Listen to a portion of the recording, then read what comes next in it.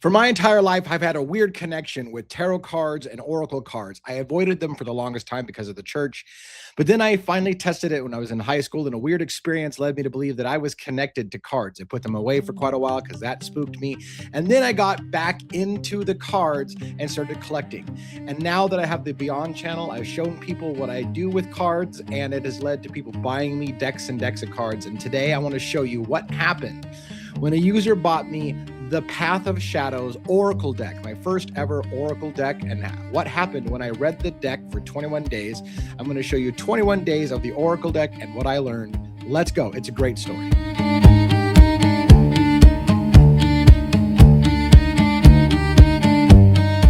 Now, I view myself as what I call an intuitive reader. While I started with tarot and I tried to learn all the meanings of tarot and what the spreads mean and what each card means of the major arcana and the minor arcana and all those different cards and the suits and what they mean and all the traditional meanings, I came to realize that meaning has what we put into it. So cards to me have meaning, and the art has meaning with you as an individual. And so I started to learn to read cards intuitively and trust what my gut told me. And that came to some ridiculously interesting experiences, like the one I want to show you today with the Path of Shadows Oracle deck. What I'm going to do is I'm going to put myself in a little darker format. I'm going to move stuff around on screen, and I'm going to show you something here of what happened when I used this deck. Now, I've never done this kind of format before, so hopefully this will come out right. I've had it turned to the side a little bit, and I'm using a document camera, and I've changed the lighting in here a bit so that you can focus on the story of the cards. You will see over here, I have some interesting feathers that are in the corner because this whole adventure with this deck started out with this woman, the vampire. When I was first opening the deck and I was telling people my first impressions, which I've recorded here for you, I said, when I was shuffling the cards and I was showing you how I do things and explaining how I do it, the vampire card flipped out of the deck. It was just kind of like I was shuffling and all of a sudden this card just kind of flipped out. And it was at a very, very strange feel when it happened. I'm an intuitive kind of person, so it felt significant when the card flipped out. I didn't even know what it was. And I said, oh, let's stop right there. This is all caught on camera, and they showed it to you. And the vampire card was the card that showed up. And I said, I feel like this is the spirit of this deck. If I were to, I've had decks before. This one is one of two decks when I immediately felt connected to the deck, and I felt that there was a guide of some kind. And it's just a feeling I have. But I have only had two decks, and this is now the second deck that I had an immediate feeling of the. Now, I've had feelings of guides in other decks for sure, but not an immediate connection. And the vampire card was an immediate connection. I thought to this is the spirit of the deck. And I felt it immediately. And by the way, as a spoiler, this is now probably my favorite deck ever. Absolutely love it. And what happened with the deck was significant to me. Now, you might not see it that way. You may disagree. You're like, DA, you're making shit up. That's not what happened. But I'm going to tell you the story that happened. The vampire card came out in the very first reading. It wasn't even a 3-card spread. I usually do a 3-card spread every single day, and I work with the deck I was going to do a 30 days, but I decided midway through I was going to make these 21-day readings instead of 30-day readings because I've got a lot of decks that have been donated to me now by our great community who are buying all kinds of tarot decks and oracle card decks that are on my wish list that I'd love to own and play with and see what I get out of them. And so I've got so many decks now connected that I was like, I can't do 30. I want to speed this up a little bit. I don't want somebody to buy me a deck today and then have to wait a year to see their deck worked with. So I'm speeding it up a little bit and going to 21 days. But as I pulled the vampire card, a story developed. And one of the early things that happened with the vampire card is I was given a 3-card reading in which I had the impression that I was supposed to learn more about her, the vampire, by going to an old cemetery and looking for a woman and some raven, and that the raven card is right here. Okay.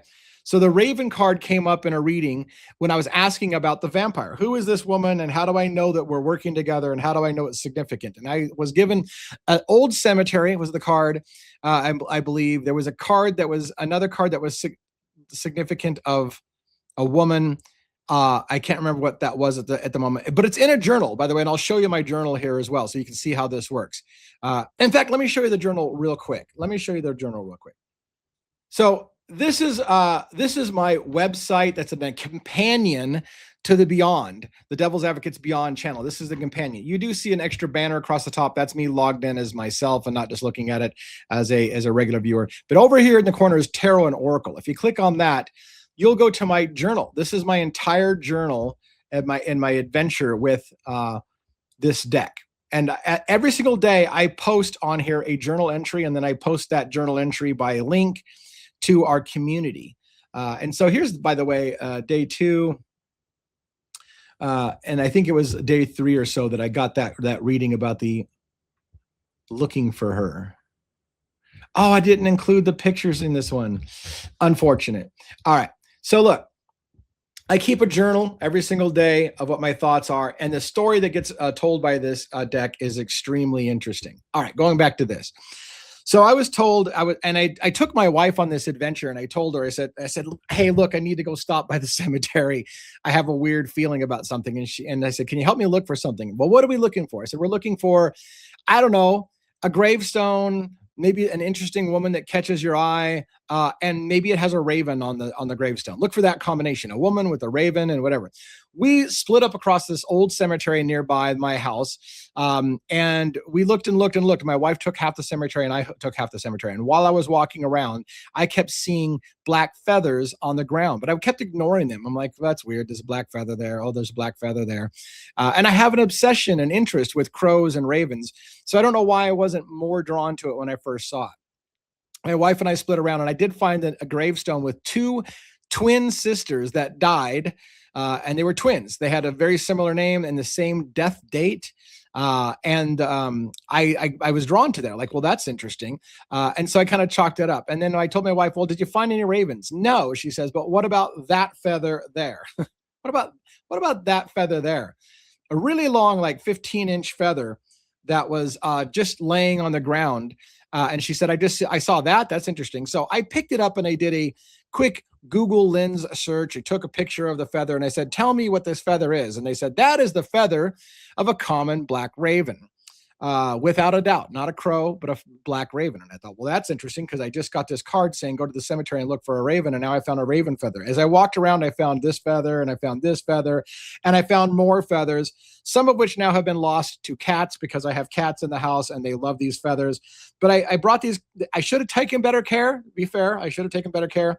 But they put these little feathers next to my cards because it seemed significant. It was my first moment where I felt like the deck was like, let me show that we have a connection. Go there, look for a raven. You'll get raven feathers. That's what I've turned to believe.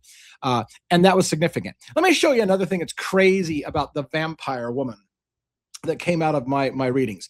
I'm going to show you another file. This is a file that I created. It's got the entire deck list of the deck that I'm working on. It's got a draw log of every single time I did a draw. And the first day was just the vampire that fell out.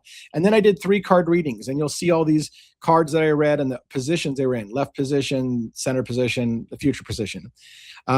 These show a statistical bar graph of how often the cards were drawn. I look for statistical anomalies. Is there something happening, or was it just my imagination? The biggest bar is the vampire, and this is more accentuated right here. Look at this spread, and I'm going to show you. Let me see if I can explain this to you. I'm going to blow it up as big as we can kind of get it right there. What this says is the deck size that I'm working with is 55 cards. I logged 20 complete spreads. And I actually read for 21 days, because the first one wasn't really a read. It was just that card flipping out. I drew a total of 61 cards, 20 times 3 cards a day. So I did 20 days of reading plus 3 cards a day. That's 60. And then the 1 card that I flip up extra, there's 61. Of that 61 draws of cards, I should expect to see any given card 1.1 times. Meaning the average is that a card would show up once, maybe a little more than once, maybe. Here's what really happened. The vampire card, which I felt was the spirit of the deck, showed up 5 times, way more than the statistical probability of 1.1. 5 times. So I thought from the very beginning that the deck was significant with the vampire, and the vampire card indeed showed up more often than any other card. And I find that significant. Now, a lot of mathematicians out there will take me to task and say, you just didn't do enough draws. You only did 21 days. You do this over 1,000 days, and it means absolutely fucking nothing. Everything will average out, and every card will basically start to flatline. And that may be true, but I found significance in it, especially working with this. So, and I want to point out also, these are the top cards that got drawn. Again, 1.1 is how often on average I should draw any particular card.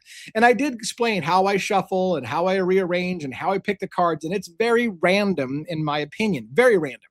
So I don't even know how I can be introducing bias to pull certain cards the way that I do it. And I've shown that on other spreads. The vampire card comes in at 5, and then several cards come in at 3. These 4 cards, and that is, I think, this spread right here. So I'm going to show you those cards real quick on screen. Let's put this back. All right.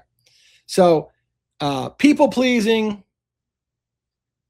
the mirror, the djinn, and the skeleton. Those cards came up 3 times each. Again, well beyond the statistical probability of just random chance. There was another theme that came out here a lot in this deck, and that is this: women.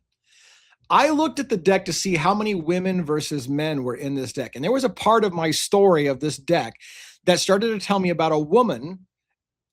And I'm going to, that story with the woman lasted for about a week and a half, where I read the woman. And I was getting pushback from people on my reading saying, I'm getting too personal. I'm telling details about somebody that they may not want known. And I don't even know anything about that person. I was doing a cold read, and the cards were telling me about a person who I did feel like the cards told me who it was, but it's not somebody I know personally. And I kept her identity hidden from people. I just said, hey, there's a woman who recently came back watching my channel, who the cards are telling me this woman who's just came back has got all these things going on in her life. Now, I got a lot of pushback from people. I'm going to get back to the woman thing in a minute. I got a lot of pushback in my readings, because people were saying, one, I'm delving into somebody's personal life that I don't know. I'm suggesting that there was possible chemical dependency issues, mental health issues, whatever. And that disgusted, I think, more than one person, that I would suggest this to somebody. And I told them, look, I'm not making a judgment about anybody. I'm not even sure who these cards are talking about. And I don't know if I'm just making up a story every single day. I don't know. I'm going by intuition. So if you don't want me to share my intuition on cards, I'll keep that a secret. So it was a moment where I started to have a lot of self-doubt. In fact, the cards told me, oddly enough, to stop doubting yourself and just read. Just read the cards. Stop letting people get in your head and tell you that you're a horrible person for judging other people. I wasn't judging. I'm reading the cards. But yes, is there a part of you that gets subjected into that system when you're reading cards and you will start coming up with your own story? Maybe, but I don't know that person. Anyways, women.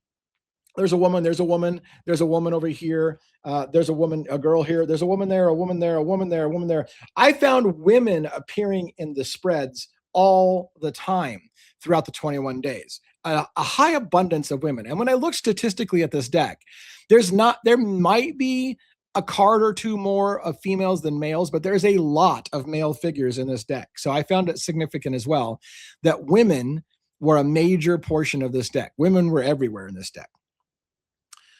I had this card isolated for you only because this is a card that I said was one of my favorite cards, if not my favorite card in the deck, and it was the most powerful card in the deck. It did come up during a reading in the 21 days, not terribly significant. This to me represented something from my past, and it did come up in the spreads during a time when I thought it was significant, reminding me about my past and my baggage. And that's what that was, that monster looming over me, my baggage from my past. And that did come up at a significant time. It was a one-time card read, but it did show up. And again, if you want to hear all or see all of my insights, you need to read my daily journal. And I'm going to try, if this is an intriguing story to you and you want to watch me work all of these decks, please subscribe to the channel, because those daily journals are for member-only content. And I do a lot of stuff that I don't want to make this whole channel be a tarot card channel. So the tarot and Oracle deck readings are more for members only, even though I'm going to make the introduction of each deck and the summary of each deck like this be public facing, but all the day-to-day readings will be members only. All right, so this card did come up. Perhaps the most interesting end of this was at the very, so for a while I did a read, so I'm all over the place. So the deck seemed to tell me that the vampire and I were communicating, and several times I felt like she was reaffirming that we're still connected. She showed up in the middle position, which is the most prominent on a 3-card position. It's right in the center. She showed up there. She showed up in spreads all very, very frequently at opportune times to remind me I'm still here and we're still working together. That's what I felt.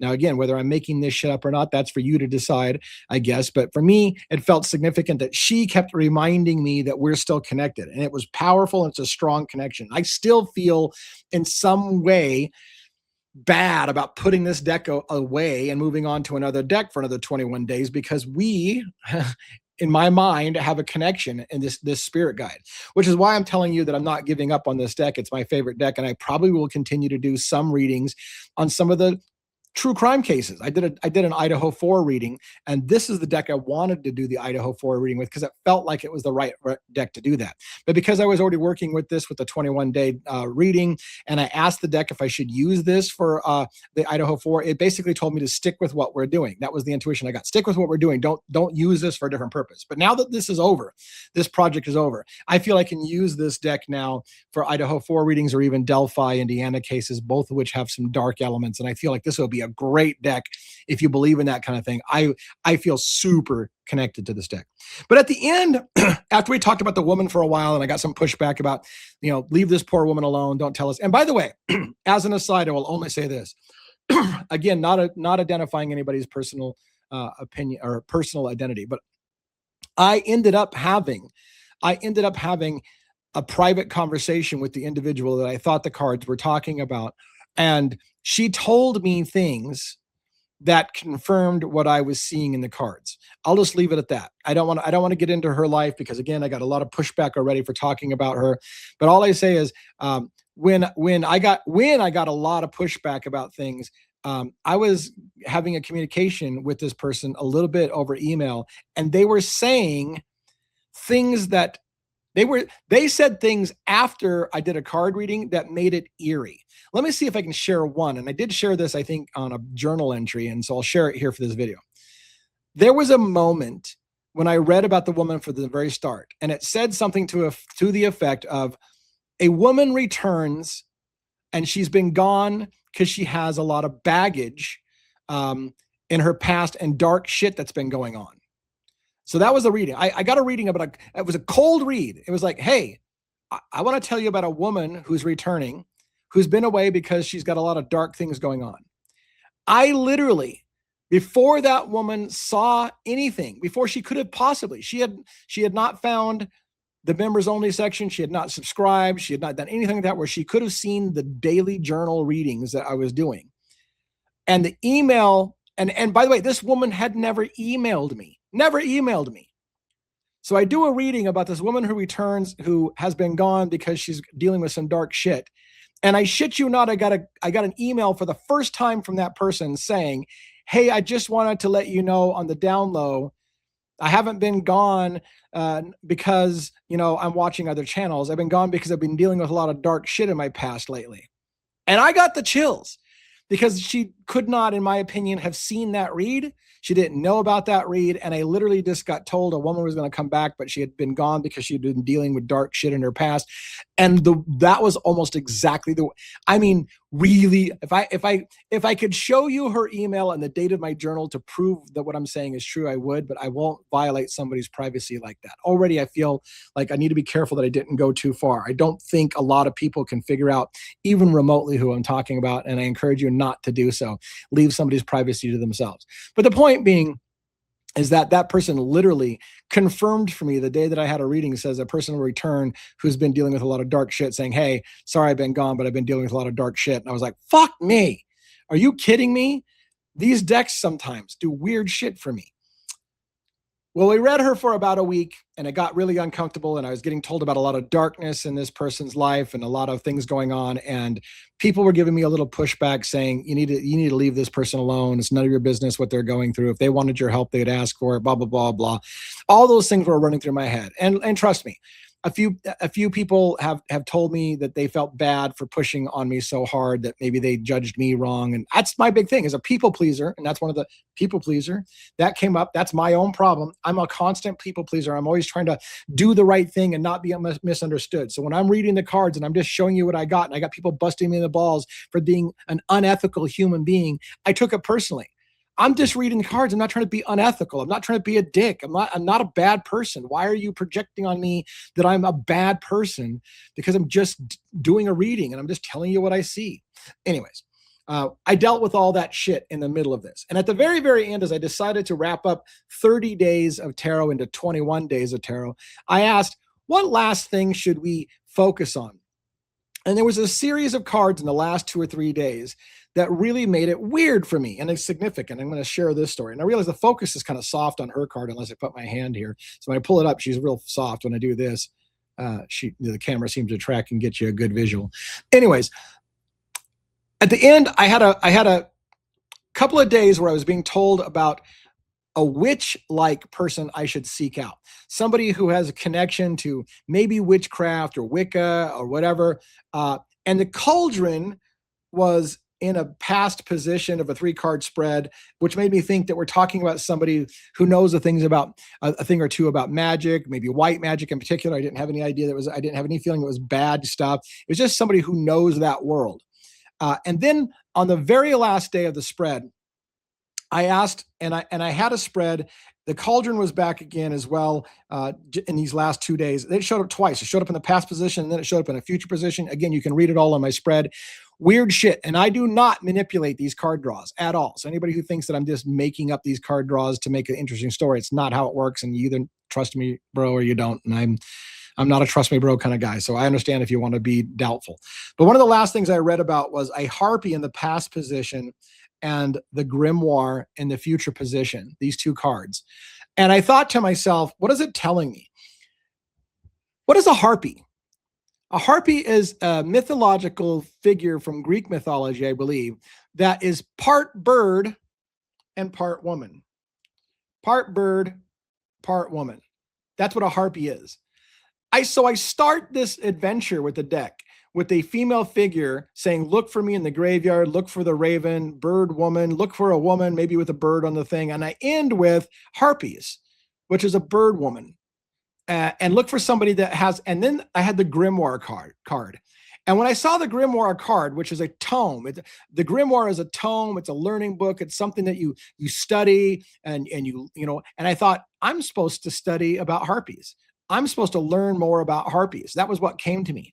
So the last weird thing, and this is how I give myself adventures, or I can say the cards gave me an adventure. What I did is I said, well, is there a good book out there that I should read about the history of harpies, or to learn more about the history, a grimoire of harpies? And what I found was the Oxford's Dictionary of Monsters or something like that. I forgot what it was. And it has to do with Greek mythology. And it had a section on harpies and other creatures. It's an expensive book, but it was just published in 2024 by a current acting professor at a university. And so I just felt compelled.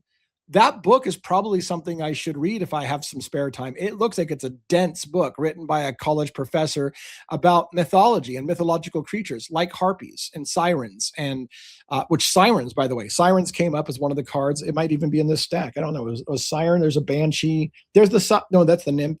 There's the ghost. Siren was one of the ones that came up as well, I think, as well in my reading.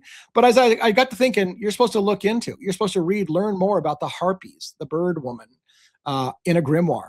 So I did reach out to that author. I found her credentials on her university page. Apparently she's not opposed to going on podcasts and talking to people about her studies. So I've invited her for the Beyond channel to maybe be a guest appearance and talk to us about mythological creatures. I talk about the Titans from Greek mythology. I talk about the Gorgon. I talk about in my As Above, So Below. I talk about it in the Book of Enoch series. I've already been talking a lot of Greek mythology. And also now about harpies. And so I'm super interested to see if she'll take us up on that. And if she does, did I create that adventure or did the cards create that adventure? I guess that's for you to decide. So I want to thank you. And I know I'm a little dark. I haven't put the lights back on to the normal thing. I'll just stay in this dark relief to end. Thank you so much for watching this. And by the way, I just want to let you know, the next thing that we're going to be doing, so I've done 21 days. I felt compelled. I've been given a lot of decks and I feel super, super bad for anybody who sent me an oracle deck or a tarot card recently. I've got about 7 or 8 decks that people have sent me. Thank you so much to my community. And I know other people have asked me, where's your list so I can send you a deck? And so that more are going to be coming. And if I only did 1 deck a month, that means that somebody could buy me a deck and not see me review it for a full year or more, depending on how many decks I get. I was going to randomize the draw. I was going to take dice and say, okay, I've got 8 decks. I got an 8. I used to play Dungeons and Dragons, so I got dice of various numbers. I was going to take an 8-sided die, roll a die, and say that number is what we're reviewing next. That way, everyone has a fair chance of being the next deck reviewed. However, I'm an intuitive kind of guy, and I kept staring at this deck and go, I'll be disappointed if this deck doesn't get picked as the next deck. It feels like I'm supposed to do that deck next. So unfortunately, I went ahead and decided we're just going to do this deck next. I'm not going to leave it to random chance. And so this is the Arcanum deck. It's a little hard to see because, like I said, I'm kind of in a dark look. There you go. I got some light on the subject.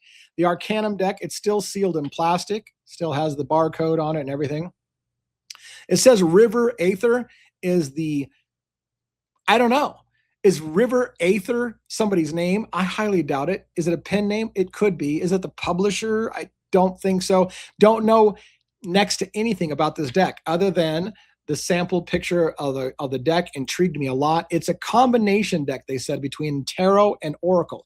Now, I've always been a tarot kind of person, interested in traditional tarot, the 78 cards, the major arcana. I started out with that. I started out trying to learn it. I've made friends with Sue from Revelation Tarot to understand tarot more. But as I was even talking to Sue, she's like, well, if you're an intuitive reader, have you tried oracle cards? You should probably look at oracle cards because you're an intuitive reader. Tarot's traditional meanings don't mean as much to you. You're reading intuitively anyways. Look to oracle decks. And she encouraged decks. I think she even uses the same deck that I was just showing you today, the Path of Shadows. She uses this as well for Idaho 4 readings and true crime. So I decided to use that same intuition to look at Arcanum. And this is a hybrid deck, they say, between tarot and oracle. Why they say that is it's 78 cards, just like a traditional. I believe when we open it up, I've never seen it. I believe when we open it up, we're going to see the major arcana and the 4 suits and all the things you would typically see. The difference is that the cards are going to have meanings written on the cards, words and meanings written on the cards themselves over top of some of the imagery. And that's both a turn on and a turn off. The reason why it's supposed to be a turn on for many people is it helps you know what the meaning of the card should be. You don't have to look in a book and figure it out. I've never been the kind of person that felt like I need to go memorize somebody else's interpretation of what symbols mean.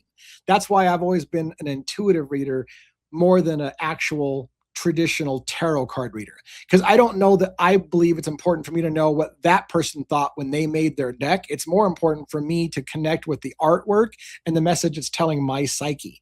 And so that's a communication that nobody else can do. It's a communication between the artist and the original card. I think that is important. The artist and the original card is important, but also my connection to that artwork is the other part of the equation. And somebody writing a book or a pamphlet to say, here's what it means to you, fuck off.